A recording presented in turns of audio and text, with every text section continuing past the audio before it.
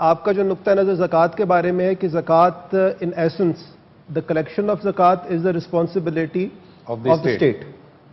اچھا، اگر ایسا ہے تو پاکستان کی سطح پہ جو ہم ٹیکسز جو لاگو کیے ہوئے ہیں گورنمنٹ نے، کیا ہم اس کو ایز اے سبسٹیٹیوٹ آف زکوٰۃ کہہ سکتے ہیں؟ یہ میرا پہلا کوشچن.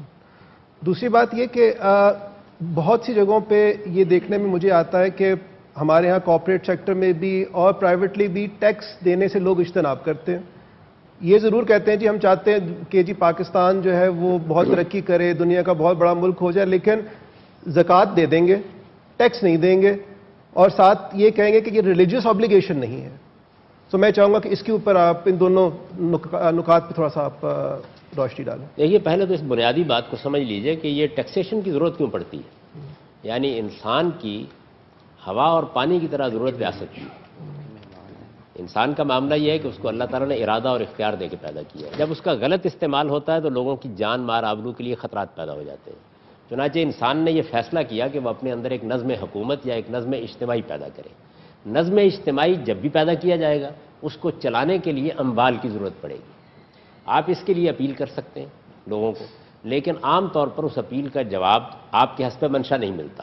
چنانچہ انسانی تجربات نے یہ فیصلہ کیا کہ ریاست کے لیے کوئی اختیار ہونا چاہیے کہ وہ آپ کے کمائے ہوئے مال کا کوئی حصہ اپنے لیے لے.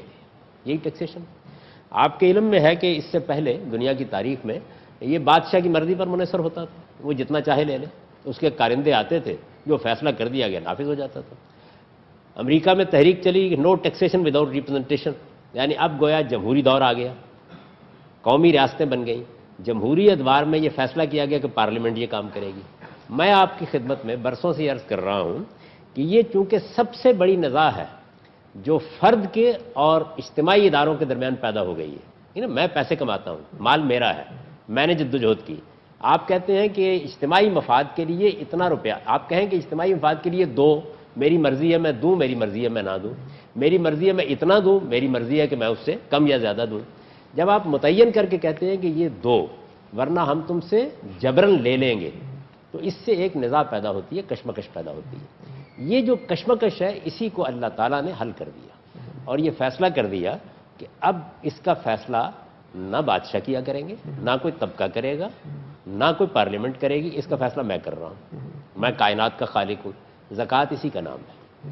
اس میں در حقیقت خدائی فیصلہ کر دیا گیا ہے کہ ریاست کو اپنے معاملات چلانے کے لیے یہ کچھ ہے جو لینے کا حق ہے، اس کے سوا اس کو کوئی چیز لینے کا حق نہیں ہے. یہ تو ہے اصل مسئلہ. عالمی سطح پر بھی ہم کیا اس کا تعارف اس طرح کرا سکیں؟ کیا یہ بتا سکیں ہیں؟ کیا اس پر اٹھنے والے سوالات کا جواب دے سکیں ہیں؟ وہ ایک بالکل الگ بحث ہے.